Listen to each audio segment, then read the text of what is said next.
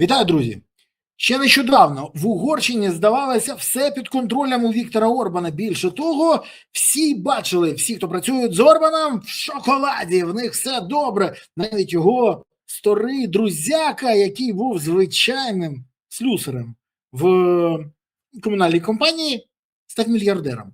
Тільки тому, що був найближчим друзякою. Все дуже просто. А зять взагалі став мультимільйонером, починаючи з обичного тендерів на освітлення вулиць в містах, а потім, все як у нас. Ні, це у нас, це як у них. Бо в них теж було велике будівництво. Вірніше, дороги, велике крадівництво, але це вже трохи інше. Там вже Європейська антикорупційна прокуратура цим займається. Але зараз найцікавіше, що каже Пітер Мадєр. За словами Мадєра, ці олігархи, які з'явилися в Угорщині саме завдяки Орбану і з'явилися при ньому, почали переказувати мільярди на рахунки в Об'єднаних Арабських Еміратах, в країни Перської затоки, може Оман, Катар, Бахрейн, Іран, ще кудись, і Сполучені Штати, Уругвай та інші віддалені країни, щоб втекти до країн, де нема екстрадиції до Угорщини. Крім того, вже відомо, що продаються активи в Угорщині, компанії, нерухомість, земля. І в мене тільки на запитання, вам це нічого не нагадує? Ви розумієте зараз, що Мадяр розповів, що буде в Україні після втрати влади Зеленського. Єдина відмінність у тому, що за збагаченням мільярдерів Орбана є дійсно незаконні дії. Лобізм Орбана, непотизм, там багато що ще, будуть розбиратися в корупційних складових, але нема зруйнованої країни та вбитих громадян через те, що гроші замість армії оборони йшли до їх кишень та у вигляді двушечки на Москву. А у нас якраз навпаки. Кожен раз, коли з'являлася нова схема або якась чергова тема, як можна наміндічити гроші, ці гроші не потрапляли на головне. На бронежилети і шоломи, які рятували життя українських воїнів. На БПЛА, яких не вистачало, на автівки, яких так і не купує Міністерство оборони. Ці гроші йшли в кишені, і навіть там НАБУ каже, що Міндіч хапнув 100 мільйонів доларів на енергоатомі.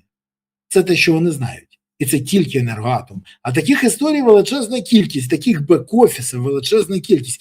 Багато хто розповідає, що не міг би працювати на ринку озброєння, створення дронів і далі, якщо б не брав собі до партнерів людей від влади. Не береш, нема замовлень, нема нічого. Як тільки береш партнери, починається просто неймовірний такий потік бабла від держави і підтримка з боку тих, хто повинен закуповувати. Тут нічого дивного, що у мене інакше не можуть. До речі, дуже цікава історія з цим режисером серіалу «Слуга народу» Кирющенка. Той, який ще зняв відомий українофобський серіал «Моя улюблена няня», де українка зображена, як якась така посміховисько, сексуально така озабочена. І от ця людина зараз пересіла з крісла режисера серіалу він тепер великий енерготрейдер. Згадаємо, у Орбана був друзяка з житлової контори, а тут просто режисер і вже енерготрейдер. І забезпечує енергетикою Дніпро через компанію Юрія Бойка, про що вже повідомляли журналісти. І знаєте, тут дуже цікава ситуація. Але ж повертаючись до всього цього, давайте головне. Корупціонери схожі. Так, єдиним, навіть двушечки на Москву може бути схожі. Єдине, що їх двушечка йшла в деяких комерційних темах, а у нас війна з Росією. І двушечка на Москву під час війни – це більше, ніж держзрада. Це просто, це неймовірний злочин, цинічний і кощунственний. Але про це мовчить президент, мовчать багато хто інше, а НАБУ поки що не поспішає оприлюднювати всю інформацію поки що.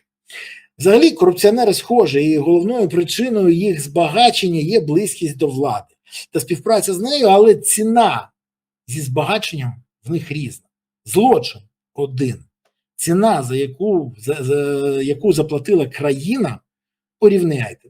Ну, саме тому, може, і розплата буде відрізнятися, бо давайте відверто казати.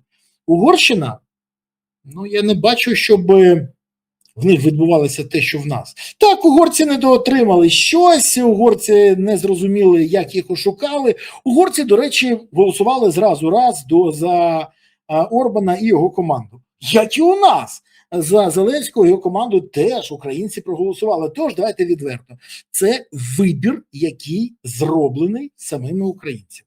Нам ніхто їх не підсунув. Зеленського і Слуг, Баканова, Міндіча, Чернишова, Галущенка, Єрмака і всю цю камаріллю разом з Арахамією, Стефанчуком, Безуглу і Тищенком.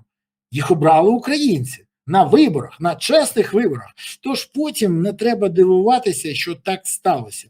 Бо це результат сподівань, що хоч поржемо, а також нерозуміння того, що коли некомпетентні приходять у політику, потім відбувається саме таке. В нас завжди хочуть, щоб парламент повністю оновився, а потім не можуть зрозуміти, чому ж так от погано все.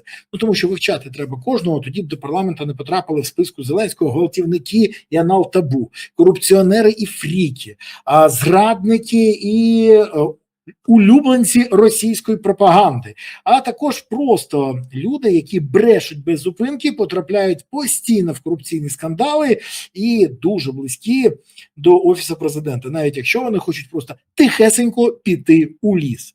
Так от всіх їх обрав український народ. Мудрий, але от якийсь дуже довірливий український народ. І тепер український народ сплачує за свій вибір.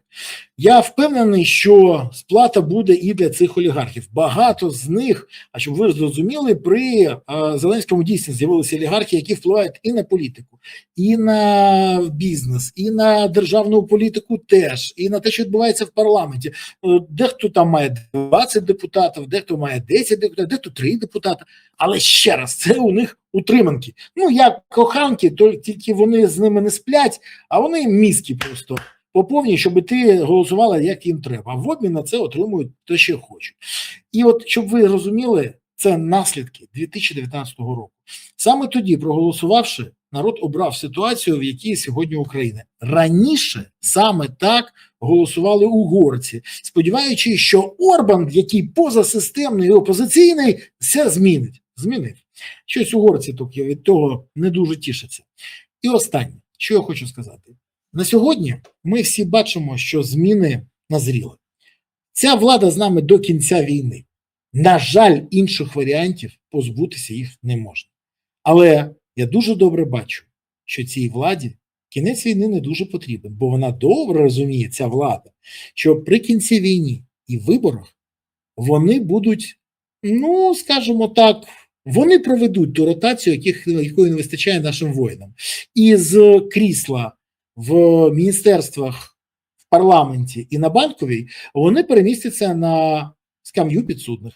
І це не припущення, це розуміння процесів, а також розуміння того, що відбувається. Коли все стане відомо і коли оприлюднять, скільки, хто на чому крав, так от, щоб цього не сталося, щоб не оприлюднили, ці люди не дуже хочуть, щоб влада пішла з їх рук. І тому я не бачу в них бажання дійсно стабілізувати фронт, посилювати обороноздатність країни, їх все влаштовує. Особливо, якщо гроші видали на 2 роки війни, і можна ці гроші спокійно міндічити або баканити.